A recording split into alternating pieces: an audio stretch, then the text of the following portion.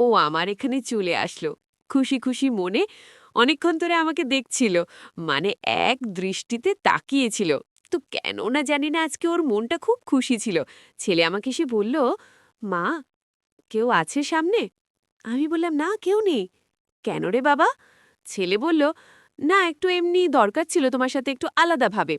তা আমি বুঝতে পারলাম ছেলে যেন কি একটা সুযোগের জন্য ওয়েট করছে। তারপরে আমি বললাম, কি হয়েছে বল। তখন ছেলে বলল, একটু পরে বলবো। আমি ওর মুখের দিকে তাকিয়ে বললাম, তোর মনটা আজকে তো খুশি খুশি কেন রে? ছেলে বলল, আজকে আমার মনটা খুব খুশি। যাই হোক, তোমাকে একটা কথা বলবো, একান্ত আমার আর তোমার কথা, সেটা তুমি কারোর সাথে বলতে পারবে না। আমি বললাম যে, না না, সেটা তো ঠিক আছে, বলবো না। কিন্তু কেন জানি না তুই আজকে তো খুশি কেন আমি বুঝতে পারছি না।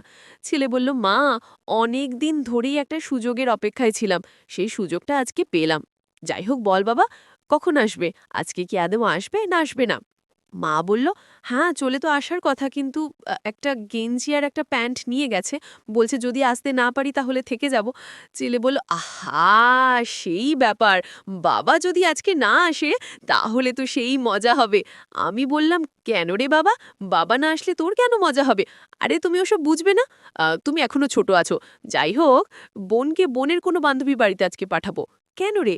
আরে দরকার আছে বলছি না, আমার একটু অনেক দিন ধরে একা একা তোমার সাথে একটু গল্প করার ইচ্ছা আছে, কিন্তু সেই সুযোগটা পাচ্ছি না। যাই হোক বাবা, বলে ফেল, কি সুযোগ?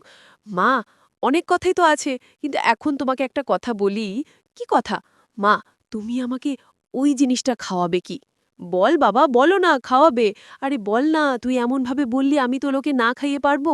আরে মা, তোমার হাতের ওই রেসিপিটা, ডালের বড়া করে তুমি যে সুন্দর একটা রেসিপি করো না, সেটাই আপাতত খাও। তারপরের দিন তো পড়ে গেছে, তোমাকে তো আমি বলবোই, কিন্তু এখন হুটপাট করে বলবো না। তার মধ্যে এখন রান্নার করার সময়, এখন এমনিও তোমার মাথাটা গরম থাকবে। আর আমি তো আজকের দিনটা আছি, তুমি কেন চিন্তা করছো? ওমা, তাই নাকি? তুই আজকের দিনটা আছিস? এতদিন তোকে বললাম আসতে, তখন তুই আসলি না। আজকে হঠাৎ করে বাবাও বাড়িতে নেই, আর তুই চলে আসলি?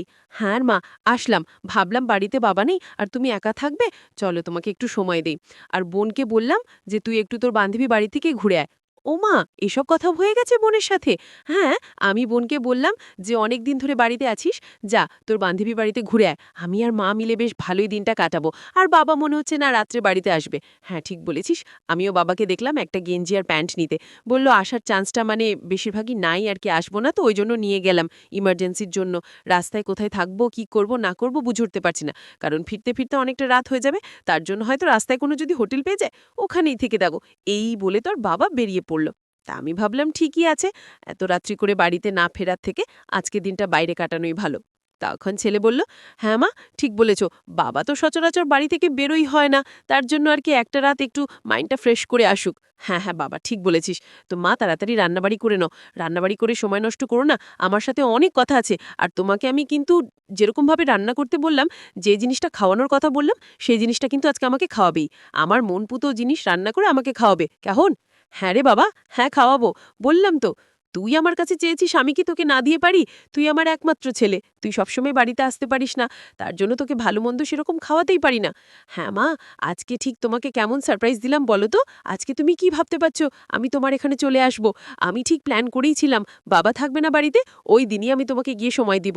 তোমার ভালো লাগলো? হ্যাঁ রে বাবা, মার কাছে ছেলে আসবে সেটা আবার ভালো লাগবে না? এটা কি কথা বলিস? ঠিক আছে মা, এখন আর বেশি সময় নষ্ট করে লাভ নেই, তুমি ঝটপট রান্না করো, আমি ওদেরকে স্নানটা সেরে আসি, কেমন? তারপরে দুজন বসে জমিয়ে খাবো। আর আমার তোমার সাথে অনেক গল্প আছে, সেগুলো তোমার সাথে শেয়ার করব। আজকে সারাটা দিন আছি তো তোমার কাছে, তুমি কেন চিন্তা নিচ্ছ, চিন্তা করছো? হ্যাঁ হ্যাঁ ঠিক আছে বাবা, তাই কর, স্নান করতে যা।